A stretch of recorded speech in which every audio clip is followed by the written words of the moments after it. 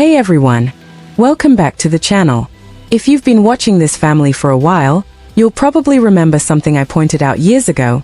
The way Kody and Robyn genuinely seem to believe they're somehow more spiritually evolved than everyone else. Almost like they see themselves as operating on a higher level, morally and emotionally. Kody especially presents himself as someone whose words carry special weight, as if he's chosen, enlightened, or even divinely guided. And Robyn appears to fully buy into that narrative. Last night's episode didn't just hint at that mindset, it put it on full display. What stood out immediately was Kody's so-called apology and the explanation behind it. He framed it as something he had to do in order to release the women, as if they were still bound to him in some way. The language alone was unsettling. The idea that grown women, who already chose to leave, still needed his permission to move forward says a lot about how he views relationships and control. And once again, Suki didn't challenge that framing. Instead, she allowed Kody to sit there, unchecked, presenting himself as someone with authority over women who had already walked away from him. The truth is simple. They didn't need to be released. They left. What really changed the energy in that conversation was David.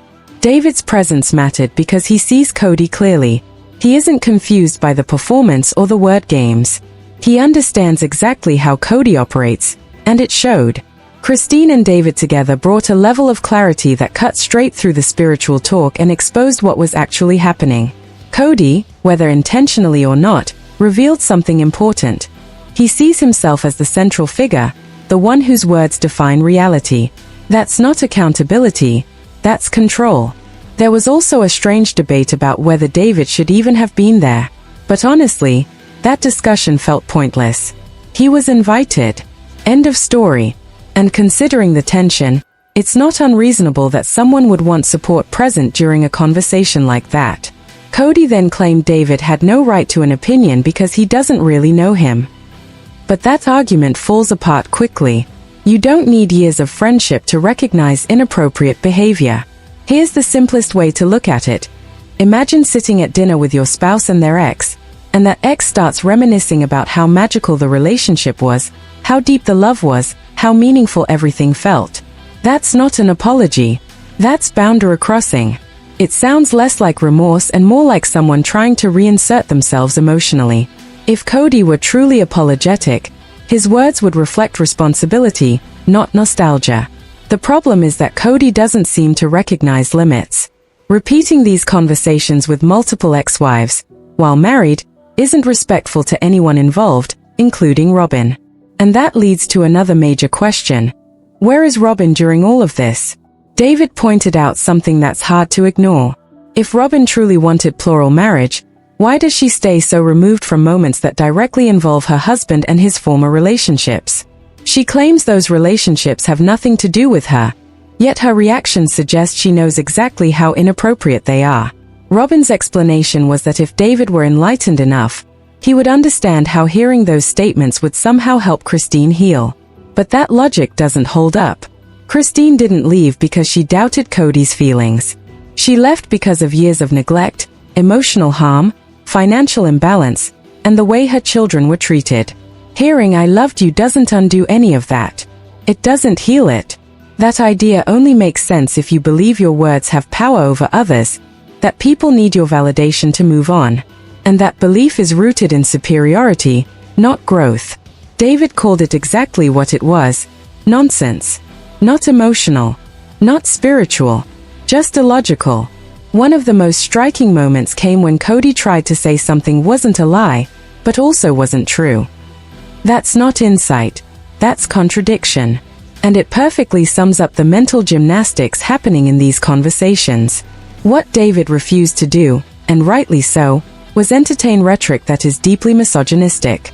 The idea that a man must release a woman so she can heal is not romantic, spiritual, or deep. It's controlling. It strips women of autonomy and reframes abuse as guidance. And it's troubling that TLC continues to put female interviewers in positions where they're expected to soften or translate these ideas instead of challenging them directly. Christine didn't need permission to leave. She didn't need approval to heal. And she certainly doesn't need her abuser redefining her story. David understood that immediately. He didn't try to compromise with it or reinterpret it. He rejected it outright, and that matters. What we're seeing now is the clearest exposure yet of how deeply warped this dynamic has been for years. And next week looks like it's going even further. I'm glad someone finally said the quiet part out loud. Let me know your thoughts in the comments. If you found this breakdown helpful, give the video a like, subscribe if you haven't already, and turn on notifications so you don't miss what's coming next. Thanks for watching. Bye. Besties, what happened next was honestly hard to watch. Because once Kody started explaining why he felt entitled to say those things, it became clear this wasn't about closure or kindness at all. It was about power. He spoke as if his words were necessary for these women to move on, as if without his approval, they were still somehow stuck. That is not healing. That is control. And the most disturbing part? He didn't even seem to realize how disturbing it sounded. Christine didn't leave because she doubted his love. She left because she was ignored, emotionally dismissed, financially strained, and repeatedly shown that she and her children came last. Yet Kody reframed the entire history as though the real problem was that she just needed to hear him say, "I loved you." That's not remorse. That's rewriting reality. When David stepped in, you could feel the tension change. He didn't raise his voice. He didn't attack. He simply refused to play along. And that's when Kody started getting defensive, because David wasn't buying the story. Kody tried to dismiss him by saying he didn't really know him. But here's the truth. You don't need to know someone personally to recognize manipulation. You just need common sense. David pointed out something that cut straight through the nonsense. If Kody truly wanted peace or reconciliation, his actions would match his words. He would be interested in building healthy boundaries.